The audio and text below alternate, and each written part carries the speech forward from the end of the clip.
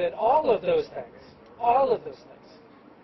can be changed by an angry mob directed by a vindictive loser of a president attacking the heart of our democracy, that mob was threatening not just to install the president they wanted, but was fighting to take away all of your rights to choose control over your own bodies, over how your schools are run, over how your housing works. Everything that we got into this work to fight for could be taken away if these insurrectionists happen. And so we are all here today, against our own will and against our own wishes. We are here today because this is the fight that matters most. If we can't choose our own leaders, we can't do anything else. So I am really thrilled to be here not only with all of these great organizations and with our members of Congress and with the Dr. King family. I am really thrilled to be here today with a great partner and leader in this fight, and I want to introduce you to Lisa Gilbert of Public Citizen. Please give it up for Lisa. Thanks, Levante, and so fantastic to be here with all of you. I want to add my welcome to everyone who's able to be here with us, as well as those joining remotely, watching online. We are gathered today because we have to. We're gathered because we have to solemnly reflect on what happened to our nation exactly 2 years ago, and we need to together plan how to move our democracy forward in America. January 6th was a violent and deadly attack on all Americans. It was an attack on our country, on our democracy, on our freedom to vote. So this January 6th, exactly 2 years later, we need to come together across the nation to remember those who were lost on this very spot, on that terrible day, and honor their memories. And not only are we gathering here in D.C., but we are at 100 events nationwide to do the same, to think about the meaning of the word democracy and the fact that here in America, voters decide who our elections. So we get to choose the leaders that represent us.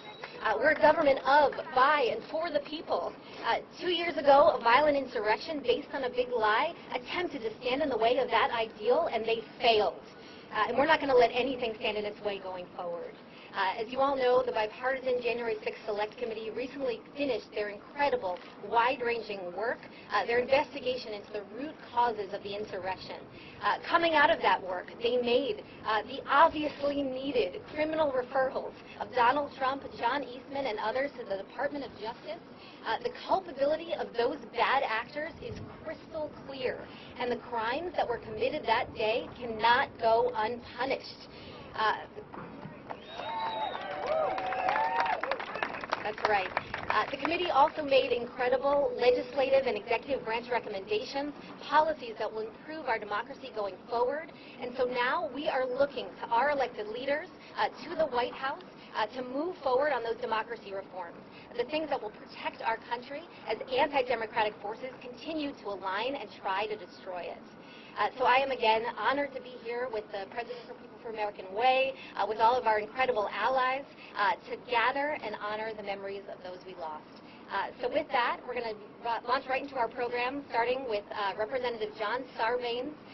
He is an incredible democracy champion. He represents Maryland's 3rd District. He chairs the Democracy Reform Task Force, and he is the original assembler of H.R. 1, the seminal democracy reform bill, the For the People Act. Thanks very much, Lisa. Good afternoon, everybody. It's great to be here. I got bumped a little bit in the program because I need to get into that building to say the name Hakeem Jeffries when my name... I've said it 12 times in the last 3 days, and I'm going to keep saying it as long as it takes.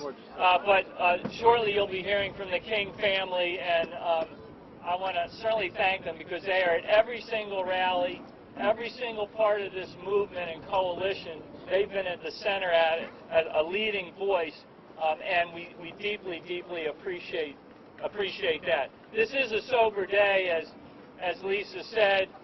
We look back on what happened 2 years ago, the violation of this citadel of democracy, the U.S. Capitol, behind us, with this insurrection, the rioters.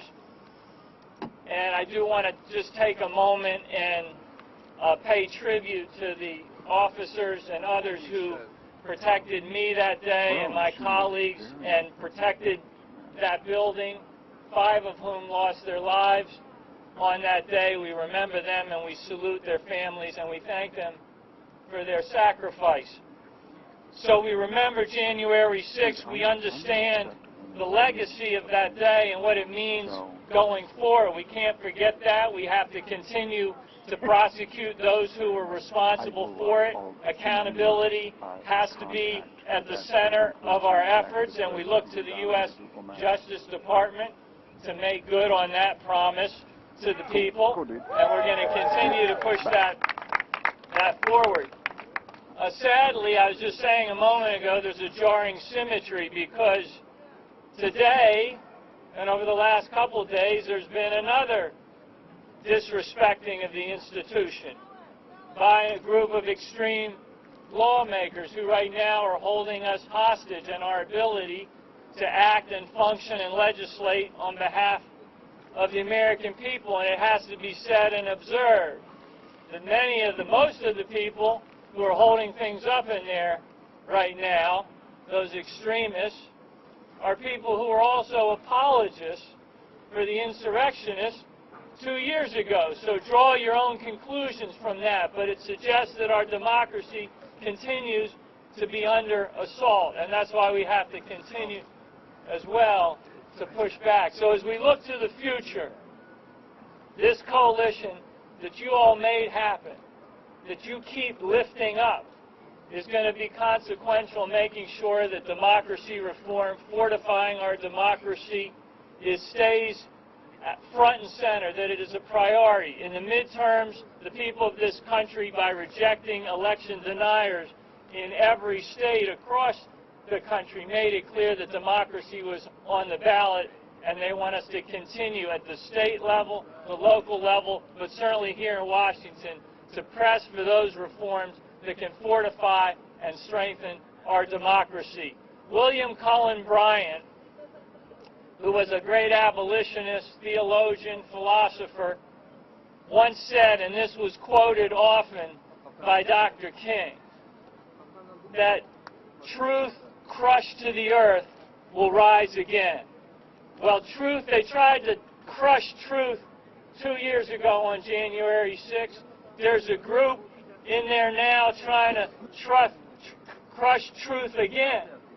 But we know that truth will rise and that we will achieve our goal of fortifying our democracy, and it will happen because of your efforts. Thank you for being here today. I appreciate it.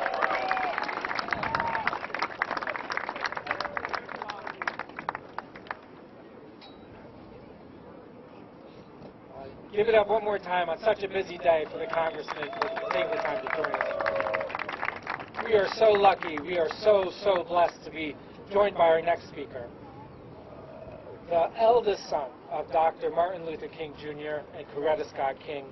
Martin Luther King III is a thought leader on the world stage. He's a peacemaker and negotiator on some of today's most critical national and international platforms for social change. He's been building and amplifying the work of his father. Mr. King has devoted his life to promoting global human rights and eradicating racism, violence, and poverty, really truly earning a reputation as a respected international statesman.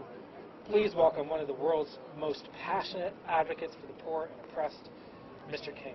Thank you so much for joining us.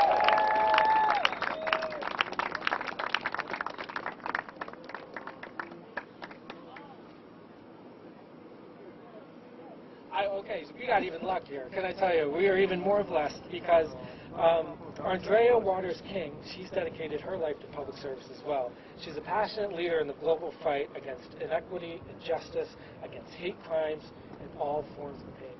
Throughout her life, if you watched her, you've seen that she's closely worked on behalf of those marginalized, particularly through the DMI. So you know the Drum Major Institute, really incredible work through her presidency of the Drum Major Institute. We are thrilled to have both Kings here. Please give it up one more time.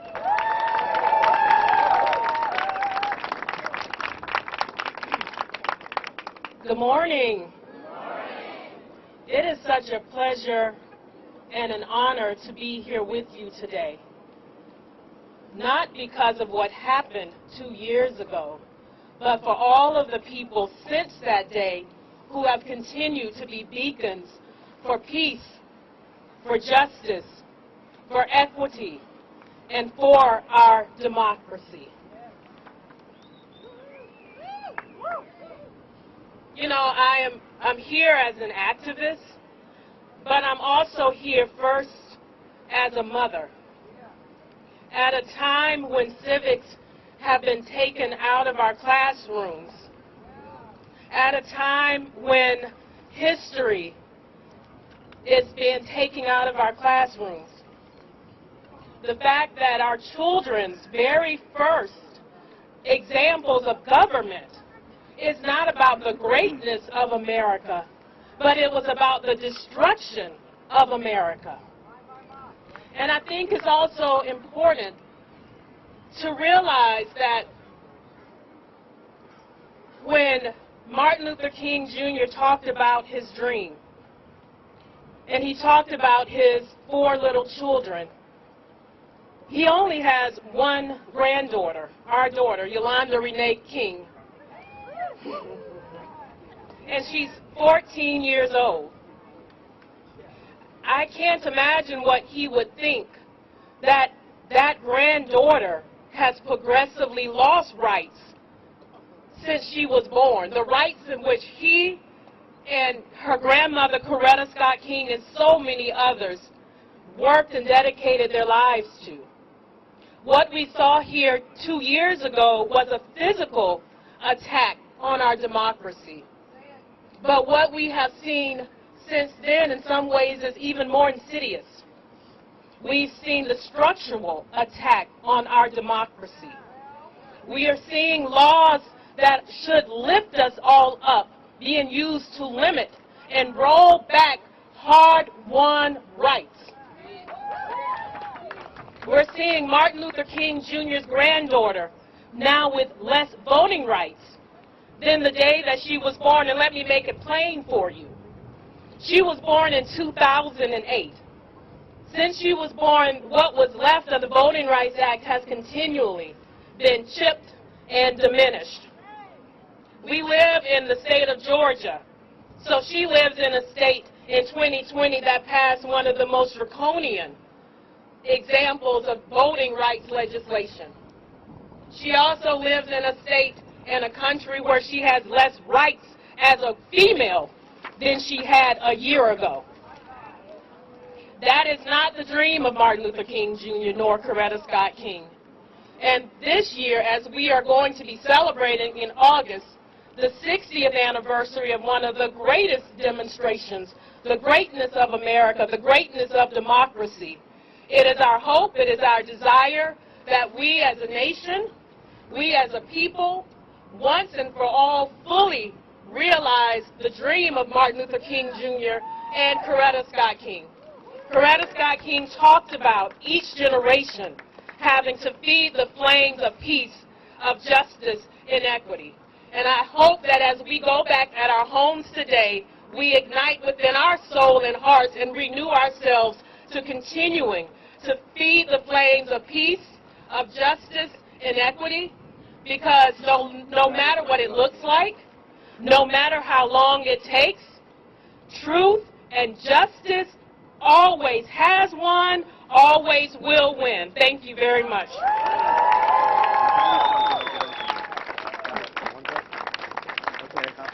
Good afternoon. I would like to say that I am honored to be here, but I'm really saddened to be here on the anniversary 2 years ago that American citizens came to the United States Capitol with the intent of destroying our government. It is said that a people that do not remember their history are doomed to repeat the mistakes of the past.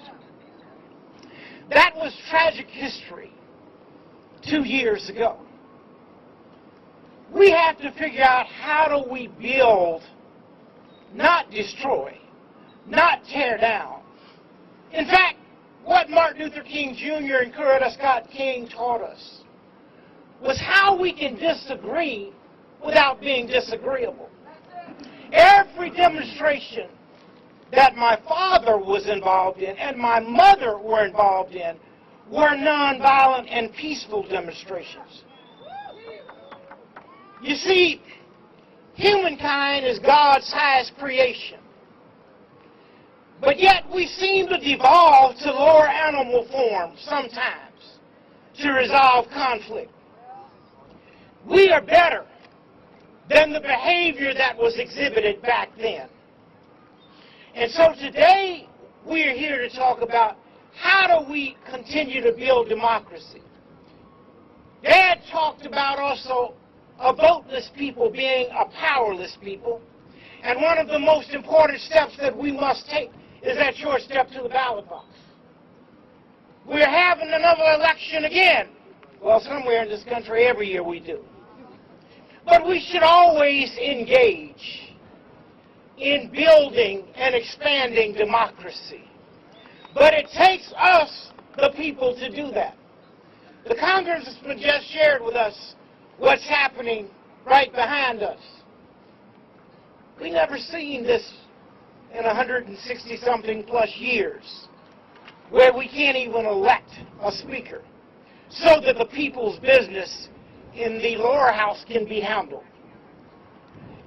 And I guess we have to ask the question, what are the people going to do?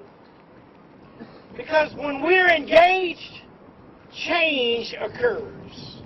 But when we sit by idly, nothing can happen. I can't imagine that if my mother and father were living, that they would not be calling forth on us as people coming together. We know there is a maybe silent majority. There's a majority that must stand up, that must keep moving forward, so that all of these issues that Andrea just enumerated can be addressed. I never thought or could have imagined that our daughter would have less rights today than she had when she was born, right as President Obama was being elected and later on inaugurated. And she has less rights. Something needs to tell us that there's something wrong in this land. There's something wrong, and there's something, however, that we can do about it. It only takes, my dad and others showed us, and my mother, a few good women and men to bring about change. Doesn't necessarily take masses. Just a few who are willing to say, I'm going to be there until we get this right. We can be a great nation, but we're not there yet. This will be the 60th anniversary of the March on Washington, and we will work to realize the dream. And we're going to invite the nation to join us as we once again talk about all the rights that not only people deserve, but rights that people inherently should be enjoying. I know we are a better society than we're behaviorally exhibiting now. But I want to urge you to stay on this battlefield. Just a few of us here today, but that's not reflective of what's in the hearts and minds of many. So keep fighting. Keep standing for truth. Keep standing for justice. Don't give in. Don't give up. Don't give out. We are going to make America truly the great nation that it ought to be for all Americans. Thank you, and God bless all of you always.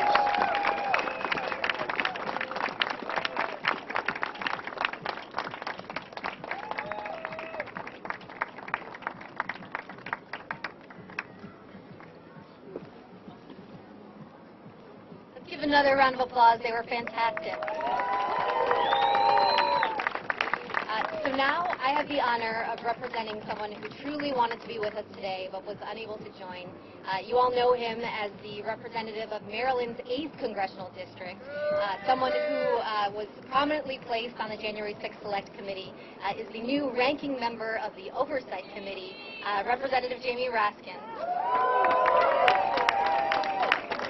So he sent along an incredibly eloquent, long, amazing statement to read. I have gotten permission to read just an excerpt, just the beginning, but I want to flag that it will be released after this, and you can see his full remarks.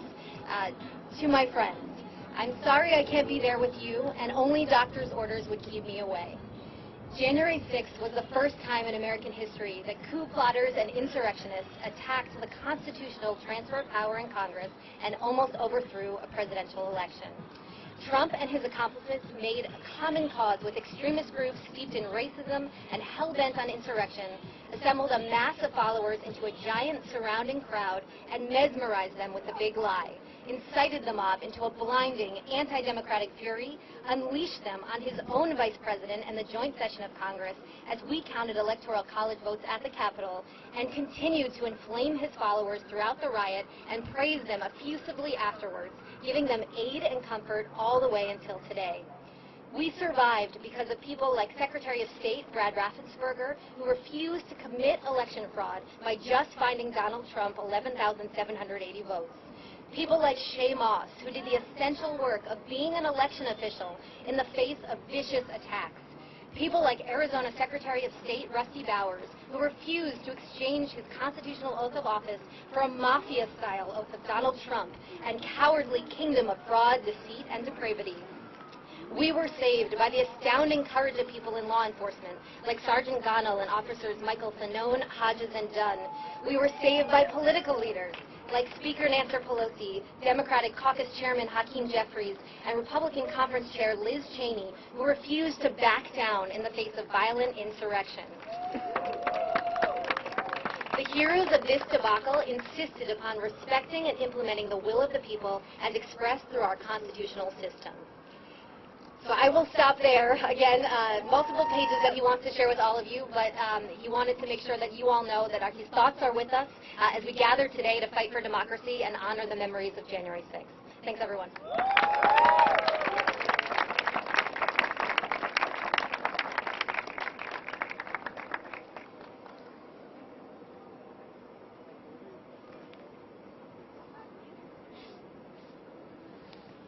Forgive me, I was talking to the Kings.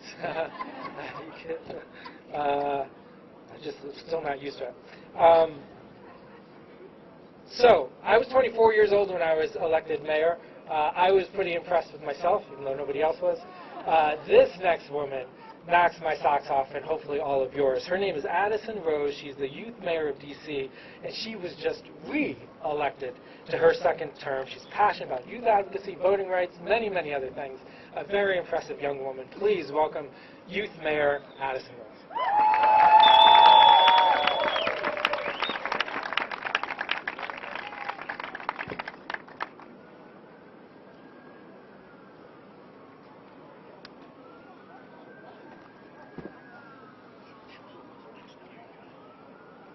Good afternoon. My name is Addison Rose, and I currently serve as the youth mayor here in Washington, D.C. I would like to thank People for the American Way for inviting me to stand here on this site and pay homage to the lives lost and traumatized due to a breach in our democracy. On December 8, 1941, President Franklin D. Roosevelt addressed the nation after the Japanese attacks on Pearl Harbor. In this address, he gave one of the most iconic quotes ever from an American president, saying, "Yesterday, December 7th, 1941, a date which will live in infamy." On January 6, 2021, a new day arose which will forever live in infamy, when our American center of democracy was taken over by people who wanted to alter and stop the process of democracy we hold dear in our nation. Today, we are here to reflect on the senseless and violent attacks on our Capitol and democracy 2 years ago. Not only did the aftermath of the attack leave the federal government to cover $1.5 million in damages, but more importantly, the innocent lives of the people we call heroes ended up taking their lives because of the emotional trauma they suffered.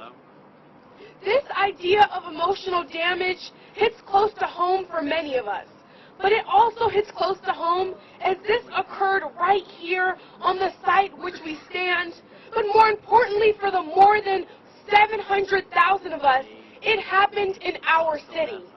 For some of us, even right down the street. This is why it is imperative that we excise our vote to make sure we are electing leaders in our country who will protect and steer us in the right direction, not encourage us to act in an aggressive manner.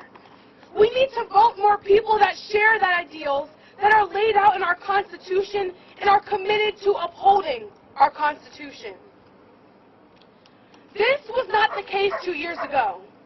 It is only when we have done everything in our power, like voting, that we can blame everyone but ourselves. We must take accountability in some degree. Personally, I recently turned 18, and with that, I will make sure I vote in every election, as the future of our country stands on the shoulders of our actions. The more we can get out the vote, encouraging others that their voice in a vote does make a difference, the farther we get from disappointment. Similarly, the lack of power district government officials experienced on January 6th showed us once again why D.C. deserves its right to be a state. It proved how powerless local officials felt as they were unable to excise the District of Columbia Army National Guard due to our mayor, Muriel Bowser, having no control over them. This caused her to wait an entire 3 hours until local troops were given approval from the Army. We have control over nothing, yet the heart of our country resides in Washington, D.C. I say all of this to say, we can never forget the lives that were lost in the Capitol defending the members of the House and the Senate. This speaks to the fact that we can never again allow our country to become so divided that our president is able to get people to attempt and overthrow our government and not accept the results of an election. Lastly, we must do more to see better results. I implore you to take action and charge in this long but necessary fight for our democracy, for our country. Vote. Support D.C. statehood and make sure those around you understand its importance as well. The more we do now to ensure the future of our country is bright, the farther away we are from violent attacks like we saw 2 years ago. Thank you.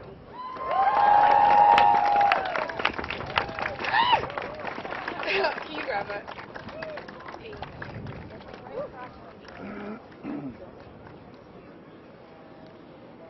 Thanks so much. So now I'm thrilled to bring up Noor Mir. She's a DC-based activist, first-generation immigrant, and proud Muslim feminist. Over the years, she's organized countless direct actions and national marches, mobilizing thousands of people around immigrant rights, climate justice, and abortion access. She's here today as the DC spokesperson for the Women's March. Noor.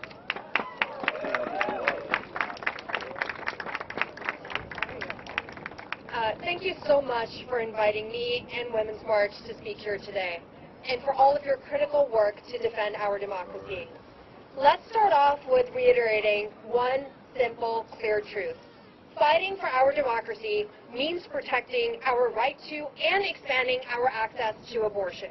Democracy is a political system that is dependent on only one thing: respecting the will of we the people. And democracy does not exist if we can be deprived of the fundamental freedom to choose what to do with our bodies, our labor, our families, and our futures.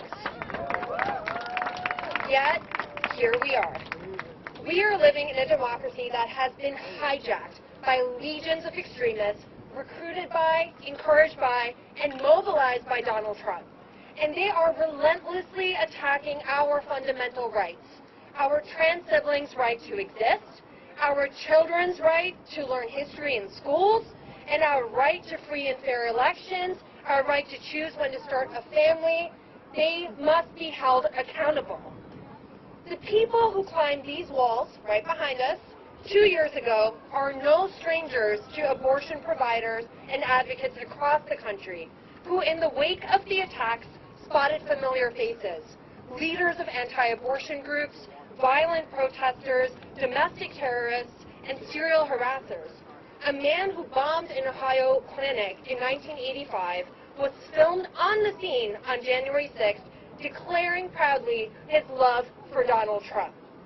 A West Virginia politician was present too, who harassed providers and patients at the only clinic in the state so often that they had to build a 10-foot tall fence to protect themselves from him. And these white supremacist extremists have made it a point since to be even more violent towards abortion providers. In 2021, it was found that assaults on abortion clinic employees and patients had increased, as well as bomb threats. Pro-choice rallies have seen a rise in armed militias confronting and agitating protesters. So let's be clear. The people who climb these walls right behind us are the same people who stand outside abortion clinics, film patients, plant bombs, stalk providers, and show up at rallies with AR-15s. These extremists are one and the same, and they're the same people who voted for Trump and other extremist Republicans who are dead set on continuing to burn down abortion access state by state. Donald Trump and his co-conspirators must be held accountable for the violent uprising that they incited and are directly responsible for. The recent criminal and ethics referrals are a necessary next step, and it is now up to the Justice Department, the courts, and the Ethics Committee to do their job. We can't stop, and we must continue to work together to protect our fundamental freedoms, including our right to choose our own leaders and our right to choose what we want to do with our bodies. At Women's March, we worked around the clock in battleground states to reject extremist Republicans and protect our freedoms. And we will not stop now. Republicans in the House will continue to assault democracy and attack women. They will introduce federal legislation to ban abortion. But we will stop them like we stopped them in Kansas and Michigan and Kentucky and California. And we will fight as long as it takes to restore all of her rights. And I believe that we will win. Thank you.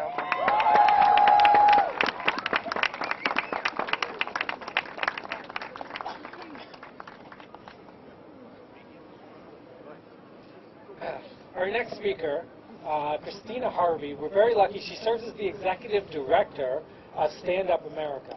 Not like comedy, this organization could not have a more clear, more simple, more powerful mission. What's the mission? To demand the democracy that we deserve. So please, you're all already standing, please stand up for Christina Harvey, the Executive Director of Stand Up America.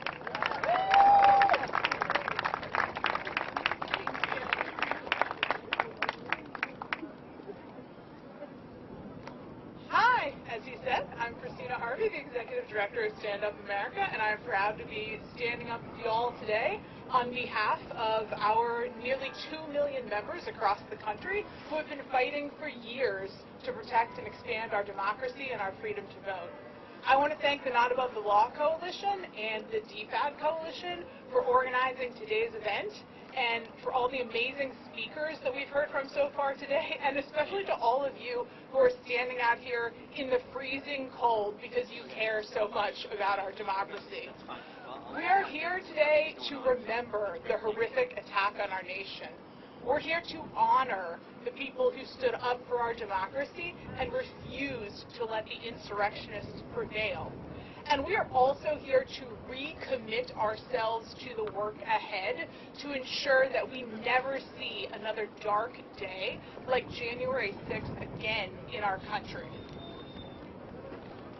I just want to give a shout out to the work of our members over the last year. year who worked hard to prevent the next January 6th. From working to elect democracy-defending secretaries of state who would uphold the will of voters, to passing state and local laws to protect our freedom to vote and our democracy, to logging thousands of calls and emails to reform the Electoral Count Act, and submitting over 5,000 letters to the editor of their local papers, educating their communities about the findings of the January 6th Select Committee, that Trump and his cronies planned and promoted a criminal conspiracy to undermine the results of an election they knew they had lost. Now, voters turned out last year, and they voted to protect democracy, in spite of political pundits telling us again and again that democracy wasn't important to American voters. But we organized, we did the work, we spread the word, and we proved them wrong. That doesn't mean we're out of the woods, though. As we've seen over the last week, what the chaos that's taking place in the House of Representatives right now is just a symptom of the ongoing threat to our democracy. Right now, MAGA extremists control the House of Representatives. In fact, 2 years ago today, 135 of the current members of the House were here voting against certifying the Electoral College victory of Joe Biden, so that they could keep Trump in power in spite knowing he had lost, and after they were forced to flee from a violent mob that had been called to Washington by Trump himself. And in fact, 70% of the members of the GOP and the current Congress are election deniers. That's something that should concern anyone who cares about our democracy and our freedom to vote.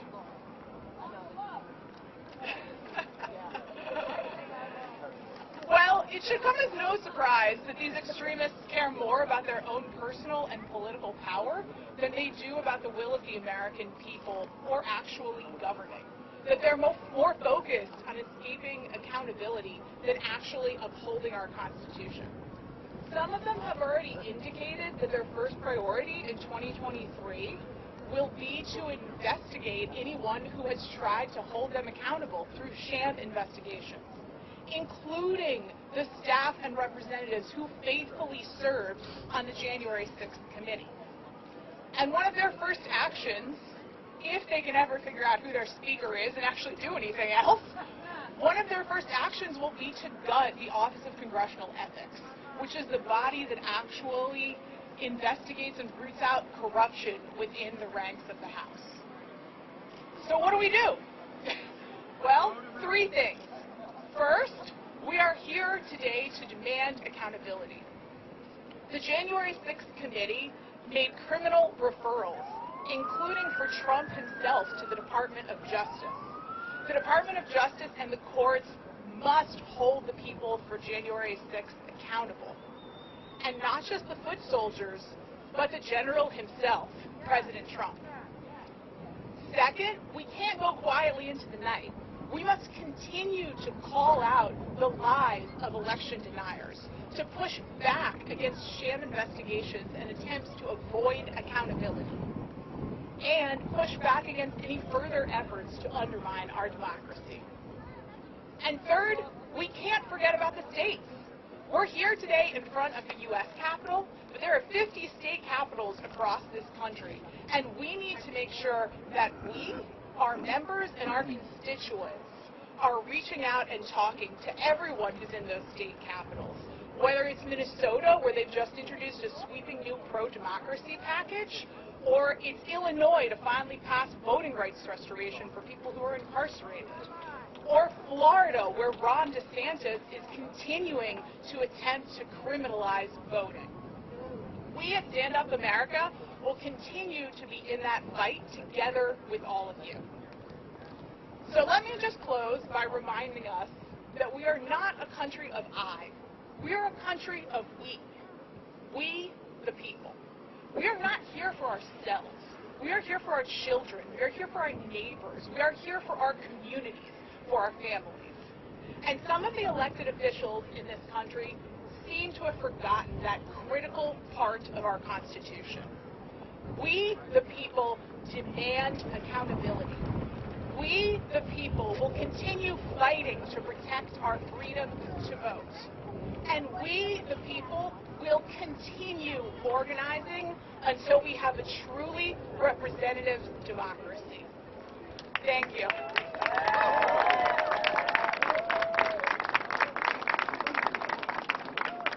Thanks, Christina. That's a great message, powerful. And to bring up our next speaker, I'm excited to have Tashawn Soria. He is the Democracy Campaign Representative at the Sierra Club. His role is to help steer Sierra Club's millions of members of supporters into understanding the real connections between the fight for a healthy planet, healthy environment, and the fight for democracy. So Tashawn, come on up.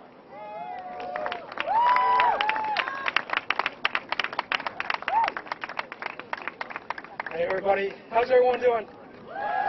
Good. Everyone staying warm?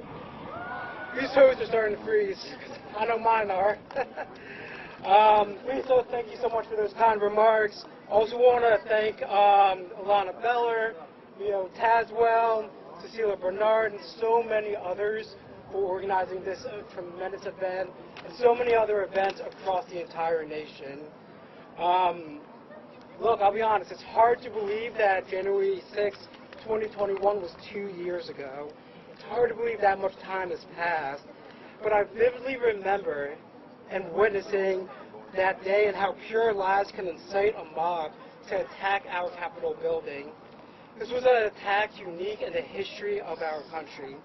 And I want us to think about that for a moment.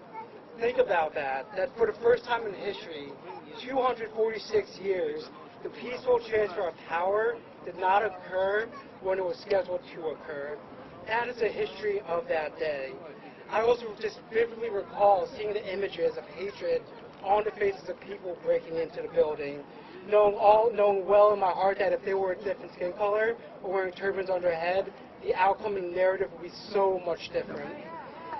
I also recall just vividly the Confederate flags swinging freely in the People's House. Never I've seen that before, and that just burned in my mind and burned in so many millions of people across this country and across this world as well. But that is the history that we have to contend with.